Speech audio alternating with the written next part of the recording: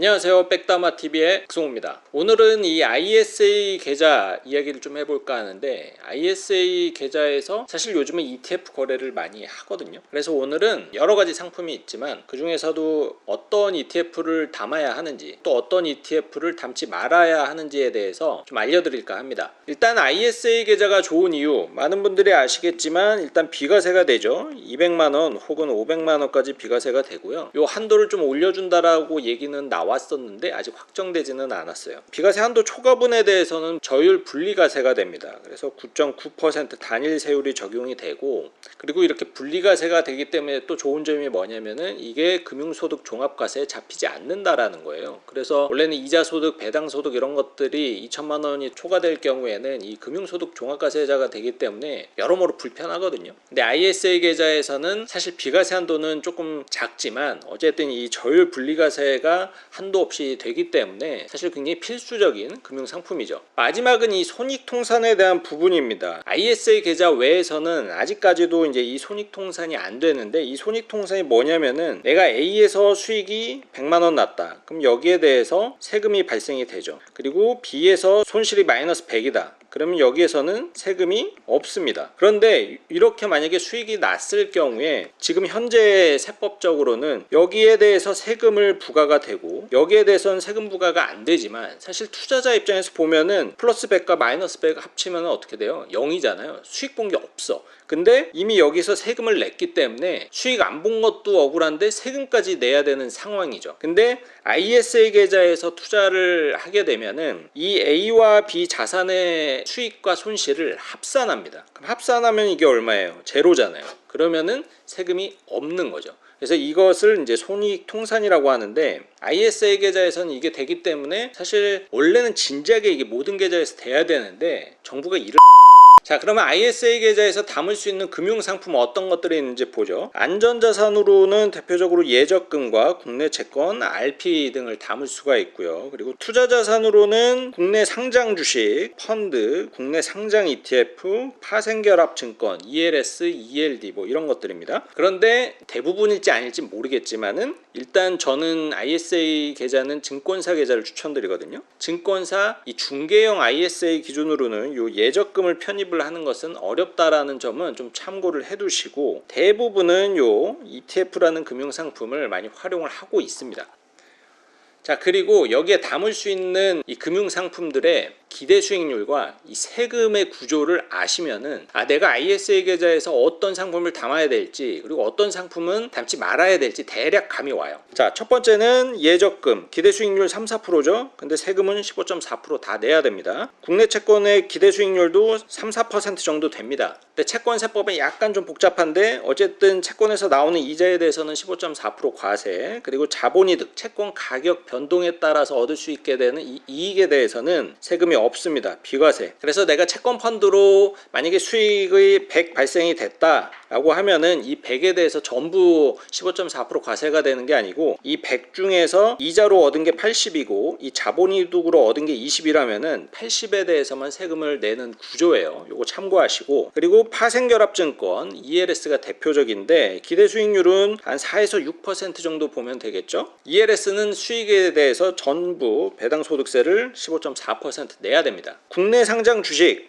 기대 수익률은 6에서 8% 정도 보면 될 것 같은데, 국내 상장 주식은 본인이 대주주가 아니다 라고 하면은 비과세입니다. 세금 걱정이 전혀 없죠. 그리고 간접 투자 상품으로 넘어가게 되면은 국내 주식형 펀드와 그리고 ETF가 있을 건데 기대 수익률은 국내 주식과 똑같겠죠. 아셔야 될 게 국내 주식에 투자를 하는 펀드와 ETF 같은 경우에는 당연히 비과세입니다. 국내 주식이 비과세이기 때문에 기초자산으로 하는 펀드와 ETF도 당연히 비과세가 될 수밖에 없죠. 단 국내 주식형 펀드도 채권 비중이 일부 있을 수가 있거든요. 그리고 거기에서 발생되는 채권 이자 수익에 대해서는 이자소득세 15.4%를 내야 되지만, 국내 주식형 펀드나 ETF는 이 채권 비중이 사실 굉장히 미미하기 때문에 세금 부담은 사실 거의 없다라고 보셔도 무방합니다. 그리고 해외 주식형 펀드와 ETF 기대 수익률은 국내보다 조금 더 높다라고 보는데, 때문에 여기서 발생되는 수익은 모두 배당소득세 15.4%를 내야 돼요. 그래도 미국 주식에 직접 투자했을 경우에 내야 되는 양도소득세 22%보다는 좀 낮지만 얘는 배당소득이기 때문에 나중에 이런 것들이 합쳐져서 2천만 원을 초과하게 되면은 금융소득 종합과세의 대상자가 된다라는 점도 염두를 해두셔야 됩니다. 자, 이렇게 정리를 하면은 ISA 계좌에서 어떤 걸 담았을 때 유리할지 대략적으로 감이 오죠. 물론 투자 성향에 따라서 다르겠지만 저는 이 기대 수익률이 높아지는 이런 금융상품을 담아야 세금 효과가 크잖아요. 그렇기 때문에 대부분은 ETF라는 금융상품을 이 IS에 담는 겁니다. 그렇다면은 이 ISA에서 담아야 할 ETF와 담지 말아야 될 ETF가 있는데, 담지 말아야 될 ETF는 무엇일까? 제가 이제 좀 전에 설명드렸던 기대 수익률과 세금 구조를 딱 보면은 이제 감이 딱 왔을지 모르겠지만, 당연히 이 국내 주식을 편입을 하는 이 기초 지수를 추종하는 ETF는 이 ISA 계좌에 담으면은 안 되는 건 아니지만 아깝죠. 왜냐면은 ISA 계좌라는 건 한도가 있잖아요. 1년에 2천만 원, 5년 동안 1억. 근데 이 국내 주식형 ETF를 담는다라는 것은 그 아까운 한도를 갉아먹는다라는 거예요. 그래서 대표적으로 ETF 이름에 코스피 200, 국내 산업 2차전지 뭐 이런 거 이름 이렇게 들어가 있다. 뭐 코스닥 200. 이런 ETF는 ISA에 담으면은 아까워요. 어떻게 보면 사실 되게 바보 같은 거죠. 이런 ETF는 어차피 바깥의 계좌, 위탁 계좌, 그러니까 일반 계좌에서 운용을 하더라도 세금이 사실상 없기 때문에 굳이 얘네들 ISA 계좌에 끌고 와가지고 ISA 계좌의 아까운 한도를 갉아먹지 마시라는 의미입니다. 그럼 반대로 담아야 될 ETF는 뭐겠어요? 이 해외 주식과 이 원자재를 편입을 한 이 기초 지수를 추종하는 ETF죠. 예를 들면은 뭐 S&P 500 ETF, 혹은 나스닥 100, 석유 ETF다, 골드 ETF다, 이런 기초지수를 추종하는 ETF를 담아야 이게 기대 수익률도 높고, 기대 수익률이 높다라는 것은 수익이 그만큼 크게 날 수가 있다라는 거고, 수익이 크게 나야 아낄 수 있는 세금이 커지잖아요. 당연히 지극히 상식인데, 적지 않은 분들이 이 ISA 계좌에서 국내 주식형 ETF를 상당히 많이 담고 있다라는 것을 제가 상담을 할 때마다 거의 매번 봅니다. 그러면서